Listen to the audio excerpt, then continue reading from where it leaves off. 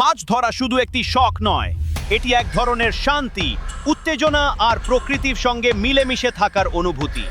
ভোরবেলা ঠান্ডা হাওয়া, সমুদ্রের ওপর ছায়া করে থাকা নরম সূর্যের আলো আর জলের খোলা বিস্তার, সব মিলিয়ে মাছ ধরতে গেলে মনটাই অন্যরকম হয়ে যায়। চুপচাপ বসে থাকা, দড়ির টান অনুভব করা আর হঠাৎ করে ছিপ নড়ে ওঠার সেই রোমাঞ্চ, এ অনুভূতি ভাষায় বোঝানো যায় না। মাছ উঠলে যে খুশি পাই, সেটা ছোট বড় সবার জন্যই এক আলাদা আনন্দ। মাছ ধরা আমাদের ধৈর্য শেখায়, মনকে শান্ত করে আর পরিবার বন্ধুদের সঙ্গে সুন্দর সময় কাটানোর সুযোগ তৈরি করে।